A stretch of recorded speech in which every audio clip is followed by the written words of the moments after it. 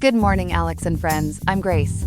Today is Tuesday, August 26th, 2025, and you're listening to Alex's News.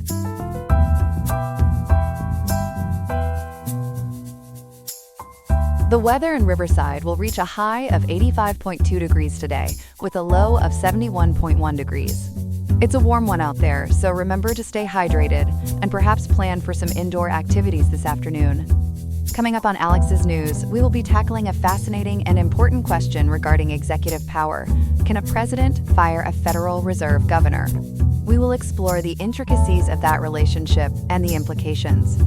Then, we'll shift our focus to the Golden State, examining the significant new challenges and considerations California employers are now facing with the implementation of AI regulations. All this and more coming up on Alex's News. Stay tuned. We begin this morning with a bombshell announcement from President Donald Trump, who has declared his intention to fire Federal Reserve Governor Lisa Cook. This move is truly unprecedented, marking the first time a United States president has attempted to remove a sitting central bank governor in the Federal Reserve's 111-year history. For more on this developing story, we turn to our reporter Ethan. Ethan, can you walk us through the details of this extraordinary announcement? Grace, this story has certainly sent shockwaves through Washington and beyond. According to reporting from The Guardian and WTOP News citing CNN, President Trump communicated his decision via a letter posted on Truth Social yesterday, Monday, August 25th, stating that Governor Cook was removed, effective immediately. He claimed to have determined sufficient cause for her dismissal, accusing her of, quote, deceitful and potentially criminal conduct and, quote, gross negligence in financial transactions. He explicitly stated a lack of confidence in her integrity and competence as a financial regulator. Those are certainly serious accusations, Ethan. What do we know about Governor Cook and her response to this attempted dismissal? Governor Lisa Cook is an academic economist with a doctorate from UC Berkeley, appointed to the Fed board by President Joe Biden in 2022 and reappointed in 2023. Her current 14-year term isn't due to end until 2038, making this attempted removal quite a stretch. She is also the first black woman to sit on the Federal Reserve's board and, according to The Guardian, has respected stints at Harvard and Stanford. As for her response, she is not backing down. Through her attorney, Abbe Lowell, she asserted, quote, President Trump purported to fire me for cause when no cause exists under the law, and he has no authority to do so, unquote. She has vowed to continue her duties and take legal action, having previously stated last week that she would not be bullied into resigning, as reported by WTOP News. So she's standing her ground. What are the specific allegations of mortgage fraud that Trump is citing as his justification for this move? Grace, the allegations stem from claims made last week by Bill Pult, a Trump appointee and director of the Federal Housing Finance Agency, or FHFA. Pulte alleged that Cook committed fraud in 2021 by wrongly designating two separate properties, one in Michigan and another in Georgia, as her primary residence. He claims she did this to secure more favorable mortgage terms. While Pulte has referred these claims to the Department of Justice for investigation, it is crucial to note that Cook has not been charged with any wrongdoing, a detail AlJazeera.com and FoxBusiness.com have highlighted. For our viewers, wrongly designating multiple primary residences can be considered mortgage fraud because an individual can only have one primary residence for tax and mortgage purposes, impacting interest rates and tax benefits, as Investopedia.com explains. That clarifies the nature of the allegations. But Ethan, many experts are suggesting these claims are merely a pretext. What do they believe are Trump's broader motivations here? Indeed, Grace, experts widely believe Trump's stated reasons are a, quote, smokescreen for his real goal to exert greater control over the Federal Reserve. As The Guardian and AlJazeera.com report, he wants to pressure the Fed into cutting interest rates, believing lower rates would support the U.S. economy and reduce the cost of financing government debts. It is worth noting that Governor Cook had previously backed the Fed's decision to keep rates on hold, fearing inflation from Trump's tariff policies. Trump has also been very vocal in his criticism of current Fed Chair Jay Powell, calling him, quote, too late, too stupid and too political, unquote. Powell is due to step down as chair next May, though his board tenure ends in 2028. So this is about more than just one individual. It sounds like an attempt to wrestle control from an independent body. What about the legality of this move? Does the president have the authority to fire a Fed governor? That is precisely the core of this dispute, Grace. The legality hinges on the Federal Reserve Act itself, which permits the removal of a board member by the president only for cause.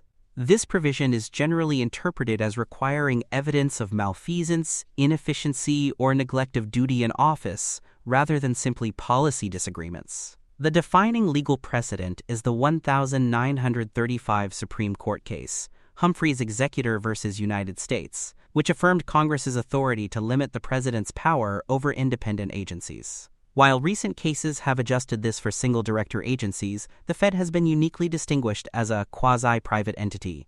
So the big question is whether unproven allegations of mortgage fraud from 2021, before Cook's appointment, can legally constitute cause. Legal experts, as reported by Time.com, generally agree that for cause firings usually relate to misconduct while in office. This really sounds like a legal minefield. What is the immediate fallout we can expect, and what are the political and economic reactions so far? You are absolutely right, Grace. A legal minefield is a great way to put it. Governor Cook's refusal to resign ensures what WTOP News calls a, quote, protracted legal battle. Former federal prosecutor Sean Wu told CNN that without formal charges from the Department of Justice, the for-cause claim is questionable and will definitely get litigated, potentially all the way to the Supreme Court. Her refusal also prevents an official vacancy from being declared, meaning any attempt by Trump to nominate a replacement would almost certainly face immediate legal challenges. The Fed's next monetary policy meeting is scheduled for September 16th to 17th, which is just 21 days from now, and it is unclear if Cook must immediately vacate her position before then. Politically, the reaction has been swift and harsh. Senate Democratic leader Chuck Schumer called it a dangerous game of Jenga and a, quote, brazen power grab. Senator Elizabeth Warren denounced it as an authoritarian power grab that blatantly violates the Federal Reserve Act. Economically, experts like Rohit Chopra warned this could damage American institutions, weaken the dollar, and lead to higher prices. The market's immediate reaction has been relatively muted, according to The Guardian, with investors focusing more on the anticipated September rate cut. However, Treasury yields did rise today. The U.S. dollar index dropped by 0.3%, U.S. stock futures slid, and gold prices rose by 0.45%. Long-term, if markets lose confidence in the Fed's independence, it could drive up Treasury bond yields, which are a key global interest rate benchmark. Ethan, that was a very thorough breakdown of a complex and potentially explosive situation. Thank you for making it so clear for us. My pleasure, Grace. We will certainly be keeping a close eye on how this unprecedented situation unfolds. Next, we turn to our second story of the morning. Welcome back, everyone. We have an important story on the docket today, our second of two, focusing on the Golden State's proactive, or in some cases, paused, approach to a rapidly evolving technology. California is at a critical juncture in regulating artificial intelligence in the workplace, and for many businesses and employees, it is proving to be a real AI sore subject. Joining us to break down this complex landscape is our reporter, Chloe. Chloe, it appears California is facing a legislative stalemate on AI, but still has some new regulations moving forward. Can you give us the lay of the land? Grace, that's right. It's a tale of two AI futures in California. On one hand, several comprehensive legislative bills aimed at protecting workers from AI in employment decisions have largely stalled. On the other, independently approved regulations are set to take effect very soon, creating immediate compliance requirements for employers. So these stalled bills, what exactly happened there? Well, most of these bills, including Senate Bill 7 or SB 7 and Assembly Bill 1018, were held on what's called the suspense calendar. This is a legislative mechanism in California specifically for bills estimated to cost the state more than $50,000. As LAist has reported, this often allows them to be killed with minimal public debate due to fiscal concerns. $50,000 seems like a relatively low bar to halt potentially crucial legislation. What were some of these bills hoping to achieve, specifically something like SB 7, often dubbed the No Robo-Bosses Act? SB 7, authored by Senator Jerry McNerney, aimed to bring some much-needed human touch back to AI-driven decisions. According to reporting from LAist, it would have mandated employers to give 30 days notice before using AI for decisions about hiring, firing, or promotions. Crucially, it granted workers the right to appeal AI-made decisions, guaranteeing a human review. It also sought to prohibit AI from predicting sensitive worker data like immigration status or health. And why did such a bill, which sounds like it offers common-sense protections, get sidelined? It all boiled down to cost, Grace. While the California Federation of Labor Unions supported it, business groups like the California Chamber of Commerce argued it would significantly drive up expenses. LAist revealed state compliance alone for SB 7 was estimated at over $600,000. Although it is worth noting that Senator McNerney was planning amendments to substantially reduce the cost, primarily by eliminating that worker appeal process, which was a major point of contention. So, cost estimates are proving to be quite the AI enigma for these legislative efforts. Are these projected costs always accurate? Not at all, Grace. As AEI.org has pointed out, the accuracy of these cost projections is notoriously unreliable. Historically, official sources can underestimate, while business groups, as cited by the U.S. Chamber of Commerce and CalChamber, often provide higher estimates when opposing new worker protection legislation. These projections significantly influence whether a bill moves forward or ends up on that suspense calendar. Beyond SB 7, were there other notable bills that also stalled for similar reasons? Yes, several, Grace. Assembly Bill 1221 and Assembly Bill 1331, which were also supported by labor unions, specifically targeted workplace surveillance. As various news sources and trustworthy media reported, AB 1221 would have required extensive notice from employers about surveillance tools and prohibited intrusive technologies like facial recognition or emotion detection. AB 1331 aimed to ban surveillance in off-duty areas or during off-duty hours. Both also stalled due to those same fiscal concerns. So, with these legislative efforts on ice for now, what is actually moving forward to regulate AI in the workplace? That's where the California Civil Rights Council, or CRC, comes in. They've independently approved amendments to the Fair Employment and Housing Act (FEHA) regulations. These are not facing the same legislative cost hurdles and are definitively scheduled to take effect on October 1, 2025. That's just 36 days from today, August 26th. As Ground.News and LaborEmploymentLawBlog.com have noted, this is a significant, immediately enforceable step. What do these new CRC FEHA regulations entail for employers and employees? These regulations clarify how existing FEHA prohibitions apply to AI. For employers, it means they are now explicitly liable for discriminatory outcomes caused by automated decision systems, or ADS, even from third-party vendors. The definition of ADS is broad, encompassing anything from resume screeners to facial expression analysis during interviews, as detailed by Littler.com and Ground.News. Employers must also engage in anti-bias testing, expand record-keeping to 4 years, and ensure accommodations for disabilities, according to ca.gov and Proskauer.com. So these regulations are certainly a step, but how do they compare in scope to the broader protections sought in the stalled bills? That's a great question, Grace. While the CRC-FIHE regulations provide a crucial legal foundation for combating AI discrimination, they primarily extend existing anti-discrimination principles. They are excellent at addressing bias.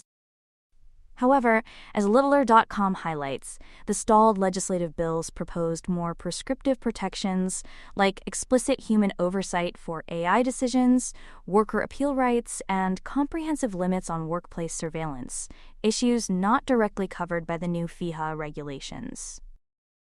It is like they are patching a hole but not building a whole new house. So even with these new regulations, there are still gaps. What should California employers be doing right now, especially with the October 1st deadline looming? Urgency is key, Grace. Employers need to conduct and document anti-bias testing for all AI tools, expand their record-keeping to 4 years, and review all AI systems to ensure they do not disadvantage individuals with disabilities, as outlined by ca.gov. They also need to manage vendor liability very closely. Beyond immediate compliance, given the clear legislative intent, experts like those at HacklerFlynnLaw.com recommend implementing robust notice procedures, ensuring meaningful human oversight, establishing clear appeal rights, and imposing strict limits on workplace surveillance. This proactive approach can help them avoid future legal and reputational risks. Chloe, that's a comprehensive breakdown of a very intricate issue. Thank you for making it so clear. My pleasure, Grace. We covered a lot today. Our sources for this segment included LAist, Trustworthy Media, Ground.News, LaborEmploymentLawBlog.com, Littler.com, GTLaw.com, CA.com, CA.com, JDSuper.com, FisherPhillips.com, HacklerFlynnLaw.com, NATLawReview.com, CalChamber.com, Forbes.com, Logiscan.com, AEI.org, USChamber.com, ProgressChamber.com, ProgressChamber.com, SHRM.org, DCIConsult.com. Here are some other headlines. In the complex diplomatic dance over Ukraine, recent talks have seen the United States take a more assertive role, with President Trump holding separate meetings with both Russian and Ukrainian leaders. A powerful incentive is now on the table, with discussions of potential energy deals, including the possible return of ExxonMobil to a major Russian project, as a way to ease sanctions and weaken Moscow's ties with Beijing. Meanwhile, Ukraine is pushing for robust security guarantees similar to NATO's Article 5, a call supported by allies like Canada. However, a face-to-face meeting between President Putin and President Zelensky remains elusive, with Russia's foreign minister criticizing Zelensky for demanding a summit. Still, on Ukraine's Independence Day, Zelensky vowed to, quote, push Russia to peace, even as fighting continues on the ground. The U.S. remains optimistic, with Vice President J.D. Vance citing significant concessions from Moscow.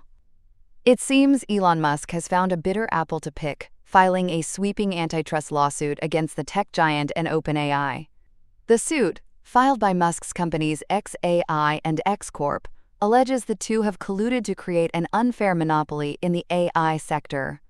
At the core of the complaint is the exclusive integration of OpenAI's ChatGPT into the iPhone's operating system, which Musk claims stifles competition from other chatbots, like his own, Grok. The 61-page filing also accuses Apple of rigging its App Store rankings and echoes Justice Department claims that Apple is trying to thwart the development of so-called super apps.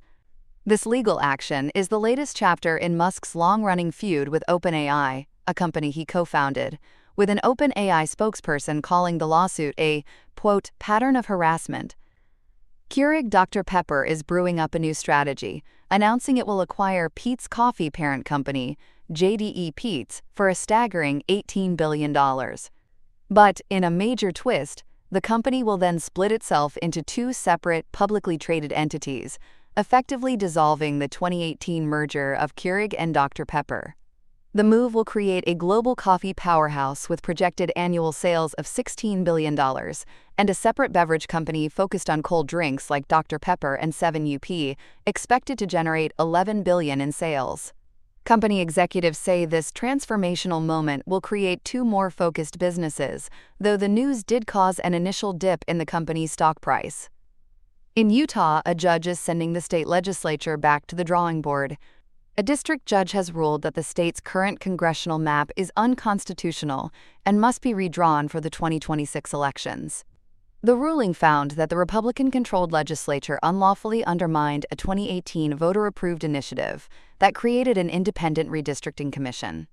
The judge took issue with the cracking of the Democratic stronghold of Salt Lake County, which was split among all 4 of the state's congressional districts, diluting its voting power. The legislature has until September of 2025 to enact a new map, though Republican lawmakers are expected to appeal the decision. And in Sri Lanka, protests have erupted in the capital following the historic arrest of former President Ranil Wickremesinghe. The 76-year-old is the first former head of state to be arrested on corruption charges, accused of misusing about $55,000 in public funds to attend his wife's university ceremony in the United Kingdom. Over 1,000 supporters gathered on Tuesday, calling the arrest a, quote, political witch hunt. The current government, which ran on an anti-corruption platform, insists the arrest is lawful.